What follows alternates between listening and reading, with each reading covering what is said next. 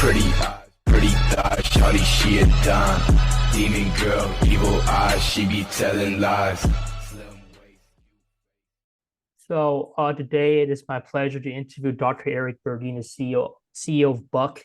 So Dr. Verdin, thank you for being part of this episode. So I mean, as a CEO of like one of the most preeminent research institutes for aging, can you start with you taking us back and telling us about your background? Yes, good to meet you, Kieran. I am originally from Belgium, went to medical school there, and I was one of I guess, somewhat original breed because I went to medical school wanting to do research. So after graduating, I eventually did 2 years of training in internal medicine and then went into a lab to do training and research and never came out of it. So I've done my whole career working in research and basically working at a variety of subjects in mostly academic institutions. And I was at the NIH, I was at Harvard, at the NIH, at the Pickauer Institute, at UCSF. And then about 6 years ago, I was offered the position of head here of the Buck Institute, which I took. And I sort of carry two different hats here. I run a lab, and that still focuses on the biology of aging, but I also run the institute itself. Yeah, so I read for a bio you used to work with HIV. So why did you switch to aging? Yeah, so that's what I call one of the privileges of academic medicine. You can always change subject as often as you want. I started actually in metabolism and endocrinology. That was my initial research work. And through this work, ended up working on HIV, and I spent then 20 years studying the molecular biology of HIV. And through that work, we ended up cloning a family of protein called HDACs, histone deacetylases, who are epigenetic regulators. And then it turns out that these epigenetic regulators were actually involved in aging. So about 20 years ago, I started shifting my lab away from HIV to what my original passion was metabolism, epigenetics, and aging. And so this is what we've been doing mostly in the past 15 to 20 years, is really studying the interface between aging, epigenetic regulation, metabolism. I see. So one of your research focuses on sirtuins. So I think recently I got a scientist, Dr. Charles Brenner. He went on and he said that sirtuins do not conserve genes for longevity. So do you agree with this opinion, or do you agree with Dr. Sinclair's opinion? No, I don't agree with that opinion at all. I think there's clear evidence that the sirtuins are involved in maybe not in longevity, but they're involved in health span, and they're critically important epigenetic regulators, and they're sensing NAD metabolism, and therefore serve as an important player at the interface between what you eat and how your epigenetic regulation happens. And I'll say also the sirtuins appear to be critically involved in our response to DNA damage, which is another one of their activities. So I know I remain totally interested in their role in the biology of aging. Mm-hmm. I mean, whether they're a longevity gene, frankly, I don't think this is an interesting debate. In some way, you're discussing about taxonomy, what makes a longevity gene. I'm interested in the biology that relates to aging, and they clearly play a role there. Yeah, I mean, I said this because Dr. Brenner and Dr. Sinclair seem to have some differences in that opinion, so I just wanted to ask your opinion in this. Yeah, there seems to be something very highly personal there. Yeah, I don't know. Stay away from this type of conflict and discussion. Mm-hmm. Yeah, so my next question is, you were on the scientific advisory board of the Certis of Pharmaceuticals, so do you know exactly why Certis shut down? No, I mean, the short answer, no, I don't. I think one thing that's important to state for the record is that, you know, a lot of things have been said about Surtris. And some of it correct and some of it erroneous. By the way, you know, the scientific advisory board of Surtris was an amazing board. You know, it had people like Tom Maniatis, and, you know, I mean, there's so many names. I could give you the list. It was an illustrious board, and so I was part of it, and I refused the idea that we were a bunch of idiots who were not really, you know, knowing what we were doing. So the science that we were presented was actually quite interesting, and there were indeed small molecule activators of SIRT1 were identified.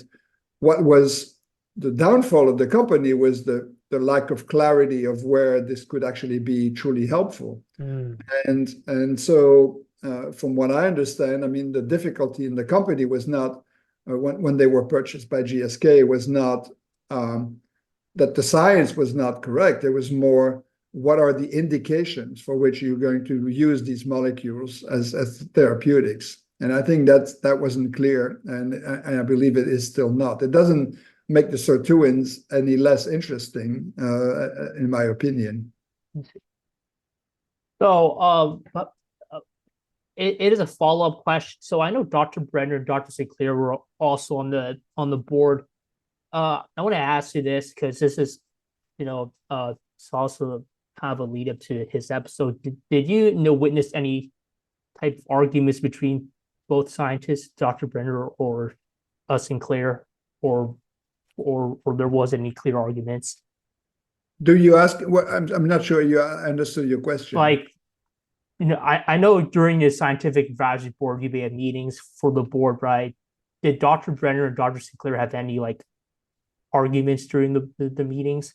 Not that I recall. I mean, yeah, we've always had discussion or disagreement, I think, as part of the normal scientific discourse, but there's something else going on now that I frankly I don't understand, and I have no interest in getting in the middle of this. I know them both. I think, you know, they both are good scientists, and I think there's something else beyond that I think I don't understand, and other people don't understand either. I think it's better not to comment on this. Okay. So I know recently there's scientists that are trying to promote like eternal life for human beings. So what do you have to say regarding those scientists that are trying to promote saying Yes. like those humans, humans can become immortal? I mean, in short, I think it's absolute nonsense. First, I do not know that it is desirable, that number one reason. And number two, it is so unattainable at this point. There's nothing in what we do or what anybody is doing that would actually give you even a small bit small bit of hope that this would be doable. Now, you know, I think quite often these statements are made by people who don't understand biology, you know, or don't understand medicine, and frankly, I think I am personally allergic to these types of these discussions because they are detracting from the work that we're trying to do, and this is serious work.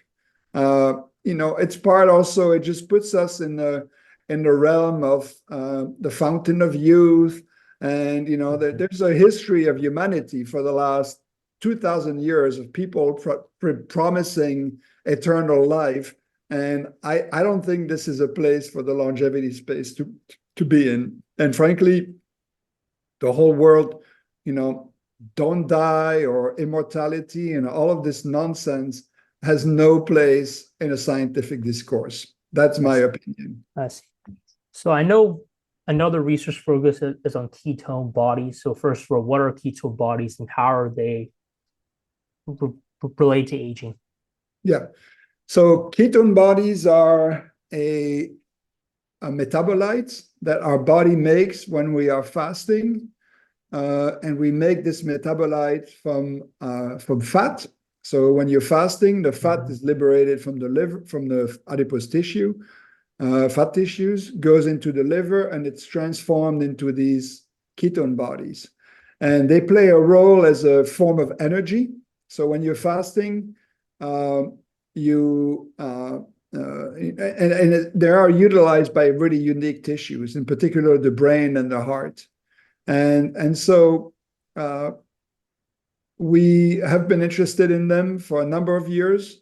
In particular, my lab showed that the major ketone body called beta-hydroxybutyrate functions actually as an epigenetic regulator, as an HDAC inhibitor, and protects cells against oxidative stress. And so when we saw this, we thought, well, maybe there is a link between the state of ketosis, where this beta-hydroxybutyrate is high, and a long lifespan. So we actually conducted clinical trials in mice where we put mice on a ketogenic diet, and we found that they actually were living longer and healthier. And these same results were published by another group at UC Davis.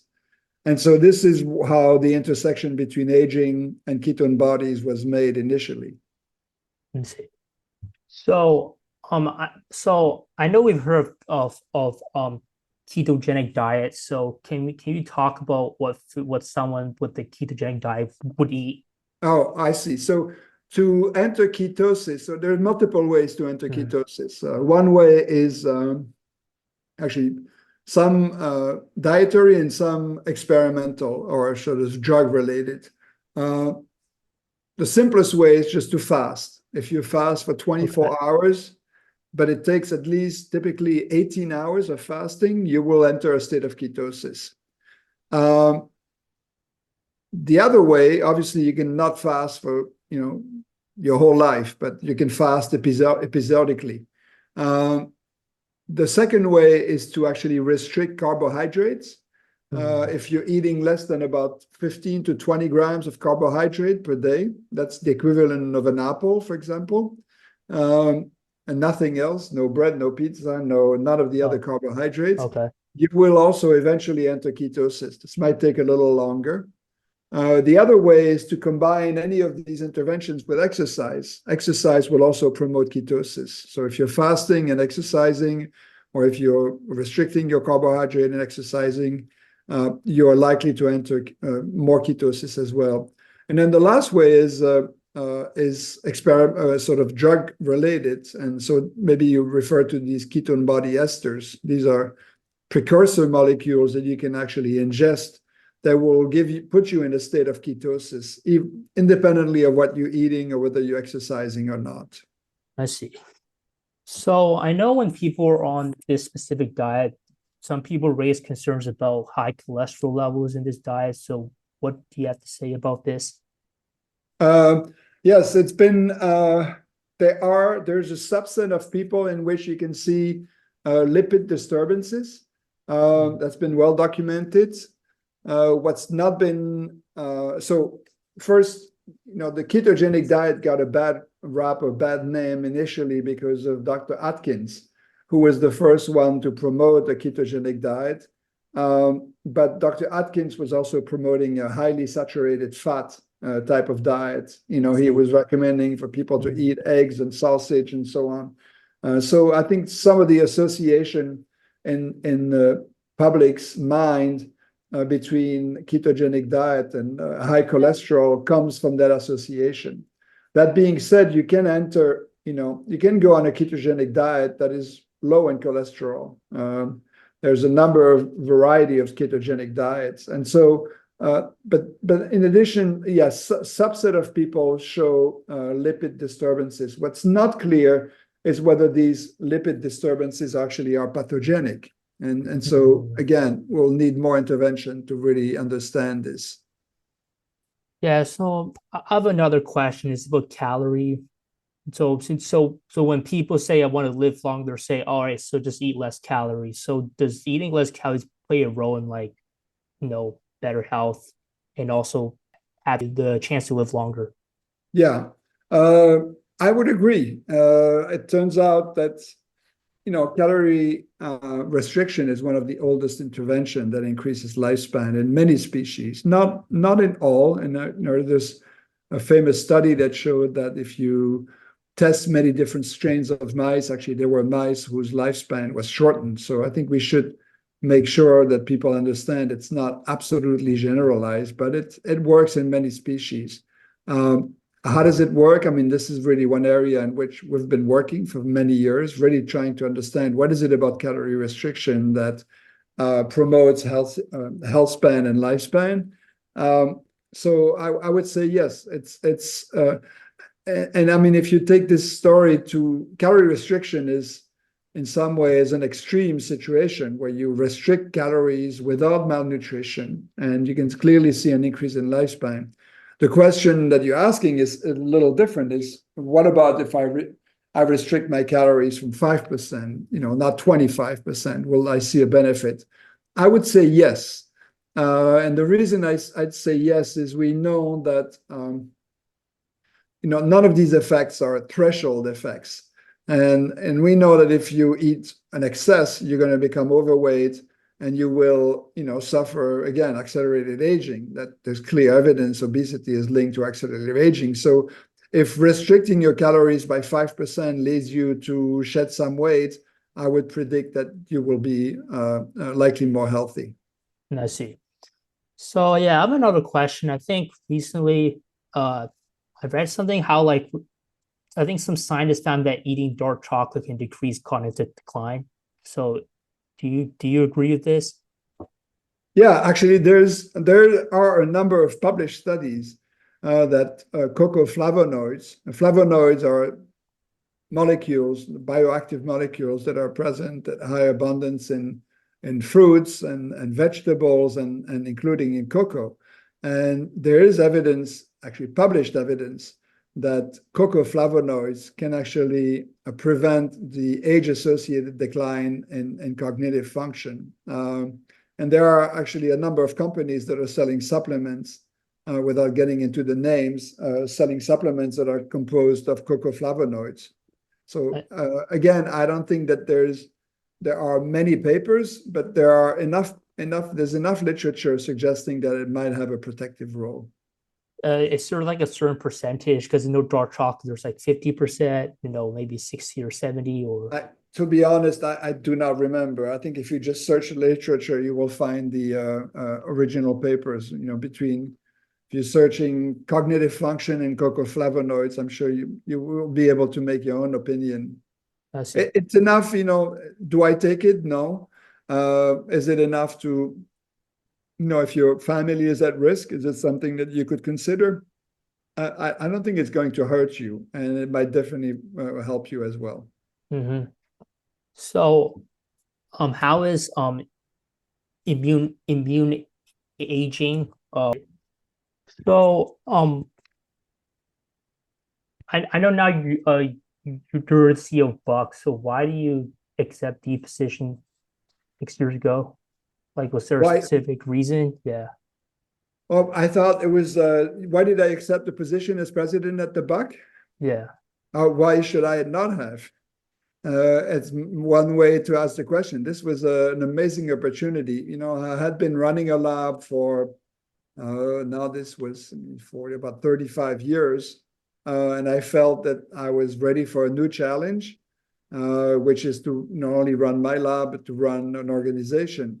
And so that was one of the challenges. The second one was I felt that this is a unique time in the longevity space where we can really bring the science to humans. And I saw in the Buck an organization that had a history, a legacy, but also all of the tools and the workforce to really help us to become a leading force in this whole field.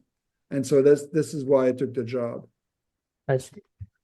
So right now I know Buck is spinning off some companies. So as a CEO of Buck, so do you think the future of this whole institute is bright? Incredibly bright. Yes, absolutely. I think we are on the verge of a transformation of healthcare. Understanding aging pathways really has brought back preventative medicine to the front. The idea that now we can really try to understand what are the pathways that lead to aging, and and we know how to do this in animal models, so I don't see any reasons why we could not expect to do this in humans. And I think this is going to lead to a transformation of healthcare over the long run. I don't know how long it's going to take, probably because there's a lot of resistance to some of the ideas that we are promulgating. But in the long run, I would say this is the beginning of something that's going to be big, which is healthy longevity, basically, in humans. So I know I've talked to several scientists. So when they become like the CEO or like president of their specific organization for research, they usually don't do research and they focus more on like the office side of stuff. So when you accepted your position as CEO, did you ever thought of not being able to do research and just only doing the whole No, I business didn't. side? Oh, okay. I didn't. And one reason is, even though I have administrative duties right now, I still see myself as a scientist first. And I think as you lead scientists, it's also important to really understand what are the difficulties, and so in some way, I find it very satisfying to be able to do both. And I would not give up my science. Maybe, in the long distant future, I might do this, but certainly not for the time being. And frankly, I mean, science is also fun, which is one of the reasons why I'm doing it. I see.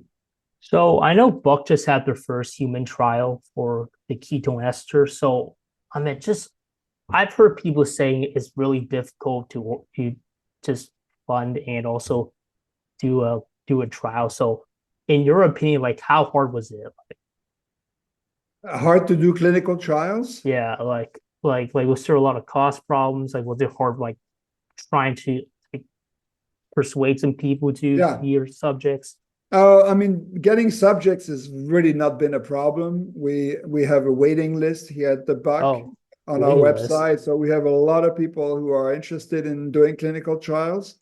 The whole process is pretty regulated. You cannot just say, "Oh, I'm going to test this," and who wants to join in? I mean, it has to be reviewed by sort of like an ethics board. There's a whole process by which you get drug trials in humans approved, which is quite significantly hard to do. Part of our effort here was to build the infrastructure, to have the people who know how to do this. And the fundraising was actually relatively easy. It was a single donor.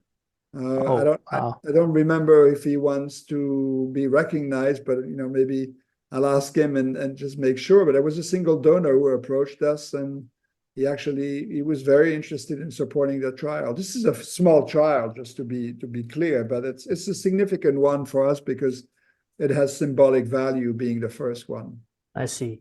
I was gonna ask this, but the person who funded this, is he also part of the test trial? Like, did he sign up to the donor, or to be honest, I don't know, but it would not make any difference. He could be. I mean, the trial is randomized, so you don't know if you're going to get the drug or not. I see.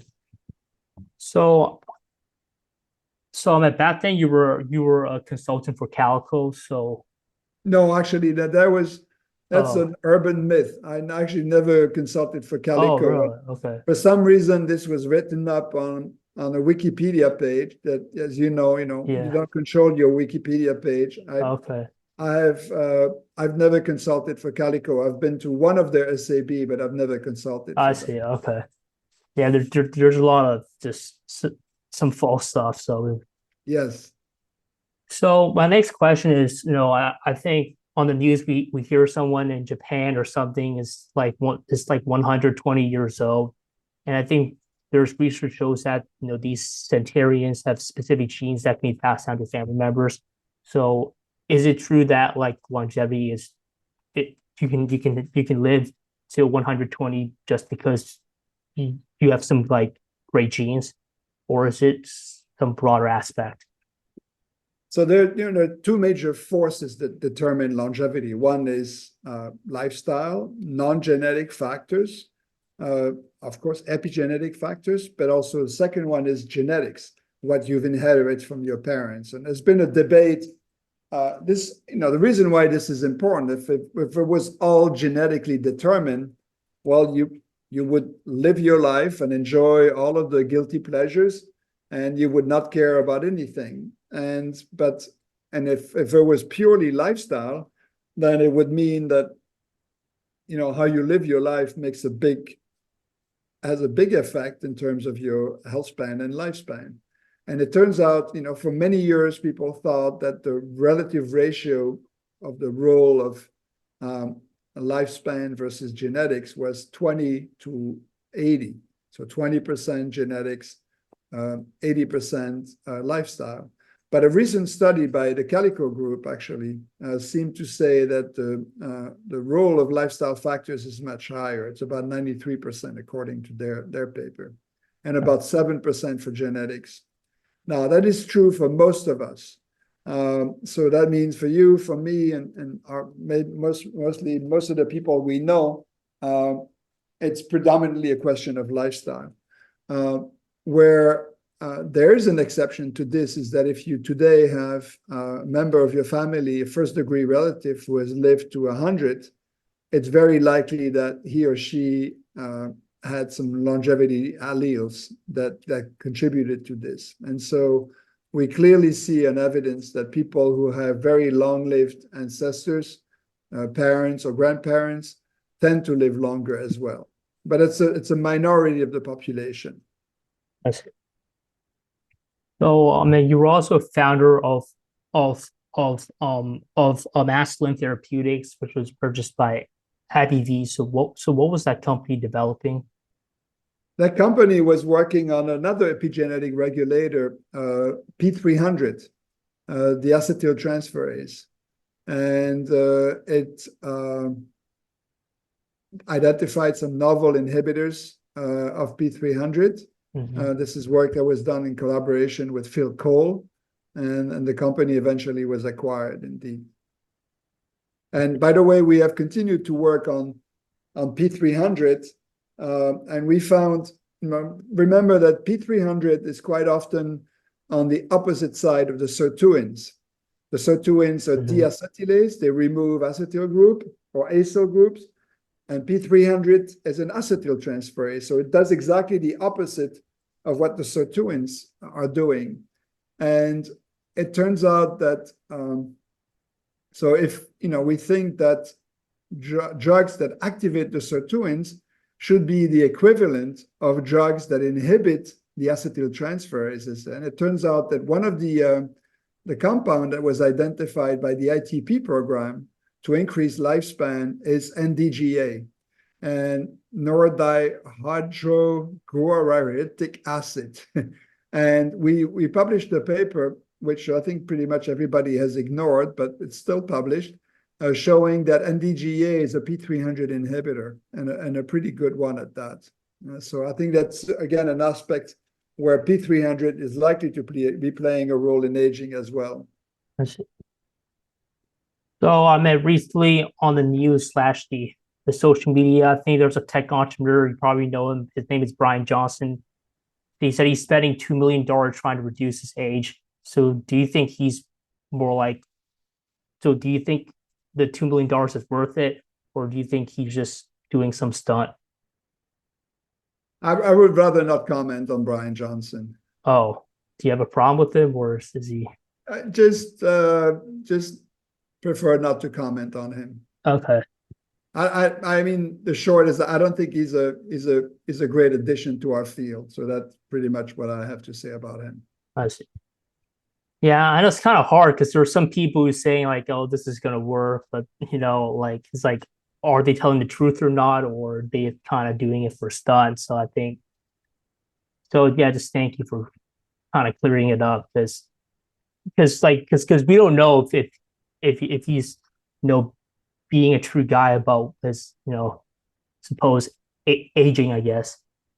Well, I would say, I'm a scientist. I go by the scientific method. Mm-hmm.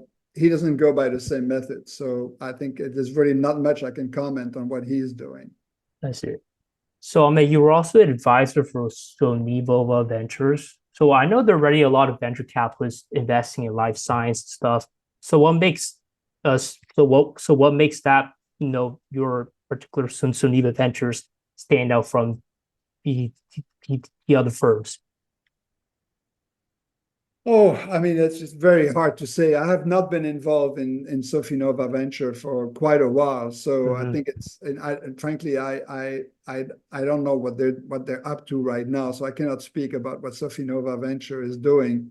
At the time, I think the reason I got involved was a friendship with a colleague who was one of the leaders there, and I helped him with a number of issues. So that's pretty much it. I would say there's really nothing unique about Sofinova Venture and aging itself. Mm-hmm. So I know you also joined Amazentis. So what made you join this Yes. company? Okay, that's a good question. Actually, Amazentis is a really unique company in the field. They are commercializing a urolithin A, which is a byproduct of a precursor which is present in I'm blanking on the name now on this. Oh, it will come back anyway. It's a small natural product that is as appears to be having sort of a really activating effect on mitophagy. Mm-hmm. So because it is a clear aging pathway. Now, the reason why I joined that company is as a board member is because they are interested in the science.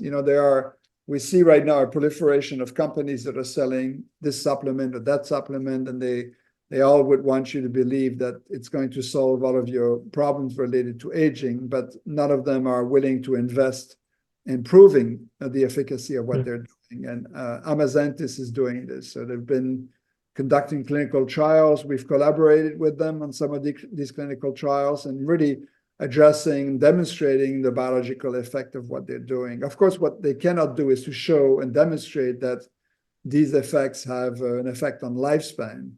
Because these are too long, but they certainly are in the right direction in terms of making sure it's a quality product and that the biology is being explored as it should be.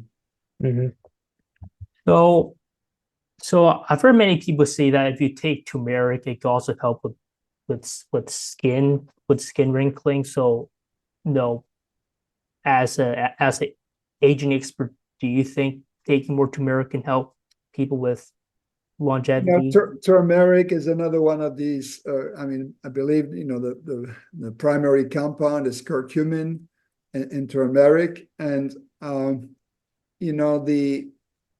again, tantalizing evidence, but not proven.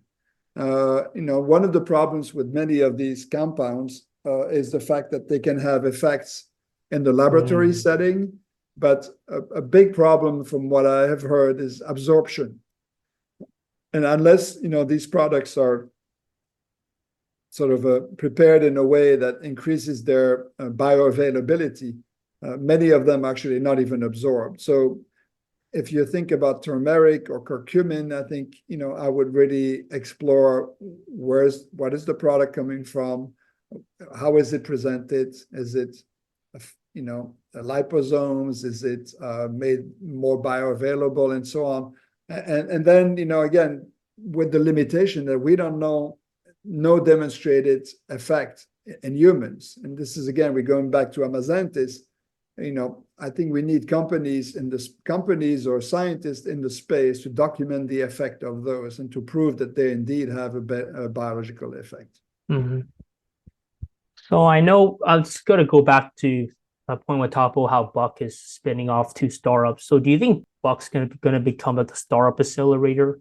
Yeah, it already is. We have a number of companies that are incubating here at the Buck.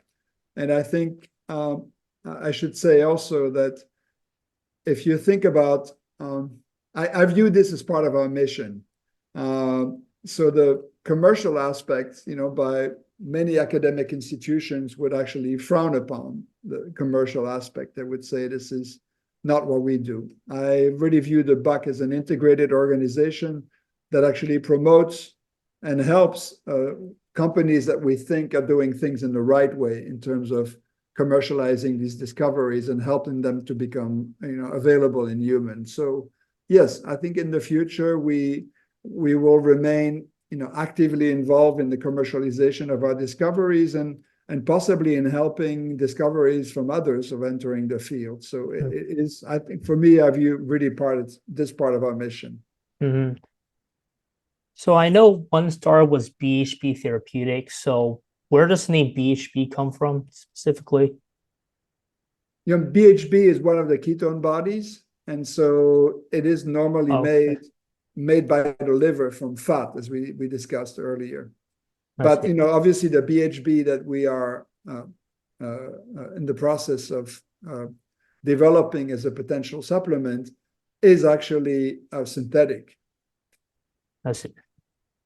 So I know another startup you have is also in ketones is Sila Therapeutics. Yes. So right now it seems like both Sila and BHB are dealing with ketones. So what makes Sila different from BHB? That's a very good question. So BHB Therapeutics is a supplement company. I see. So it's selling it actually right now. You can buy it. It's called Cognitive Switch.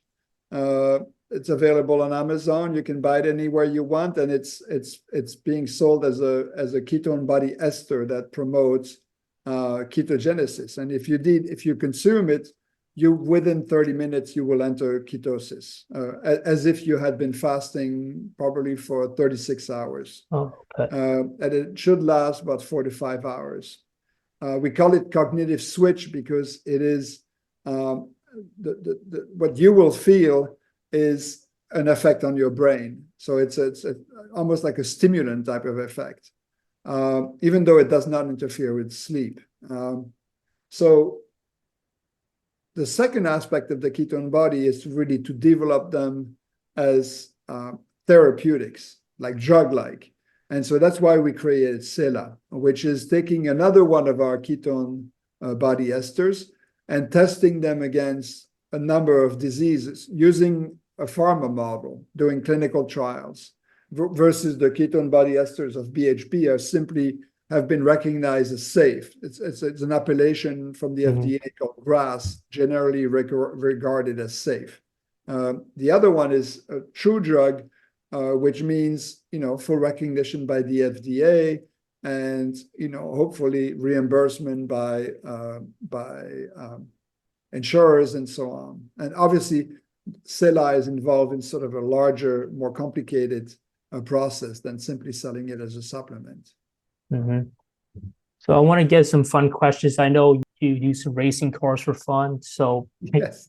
Yeah, so my question is, what got you into this whole, racing car sport, and how do you think racing helps with someone to live longer? Yes.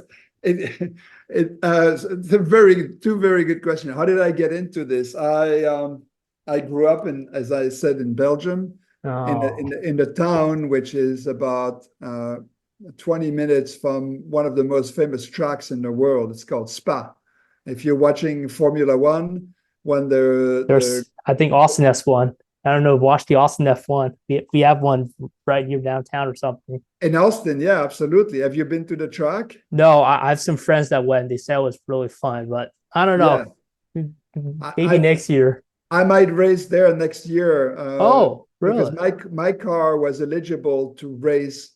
They had a race before the Grand Prix, and my car was eligible. I have friends who went and raced last year. So if you go next year, just check with me. I will. Okay. I might be racing as well. And interesting. So I think having watched this as a kid, it was always a dream, to see these cars. And eventually, I did not have any opportunity to go in this direction. Typically, you need to have either your parents in the trade or to be wealthy, and I was neither. So I tell people I went to medical school instead. And eventually, about 5 years ago, I met a colleague with whom we were working on a company, and he had been racing his whole life, and he told me, "I'll help you, to get started." And this is how I started about 5 years ago, and it's been an amazing journey, because it's, one of the beauties of learning something new is just it keeps you young. And so this is how it relates to my longevity. Of course, people usually think about the danger of the sport. Yeah, that's true. And there's clearly an element of danger, but it is also, we're not Formula One drivers. So I don't think, any of us are willing or interested to put our lives on the line, but we still have a lot of fun, and it's quite competitive. So it's real racing. And for me, it has become an incentive to really stay in shape, both physically but also mentally, because it's an extremely, as you can probably imagine, extremely intense sport, and with a lot of demand, physically and mentally. Okay, I want to ask about the physically part, because I know you're sitting in the car, and right now probably people here is like, how is that physical? Are you just It's spinning? extremely physical. A lot of G forces. A lot of it's actually, everyone who's been in the car with me has said, they were amazed of how violent it is, because the cars accelerate very fast. They go into the turn way faster than normal cars. When you go into a turn, how your body shifts in the other direction. But imagine that you go double the speed, and Wow. you can see how your body is really being. So, quite often I come out of the car and I'm black and blue, completely drenched with sweat because of the physicality, and then mentally exhausted because of the concentration that it takes. So, I mean, so I have some friends who are also fans of the whole F1 thing. So do you have like a favorite team or a driver that you follow?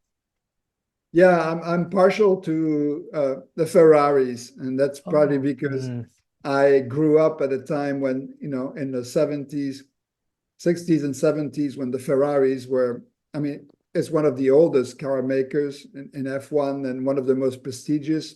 And I love Charles Leclerc and Carlos Sainz, the two drivers. They are both, I would say, class acts, and just love following them. Yeah. I'm gonna add on, but I think during my school they showed like a Red Bull F1 racing car, like the real version from last year. And Yes. so yeah, I thought it's pretty cool, because that broke a lot of records, I think. Yes.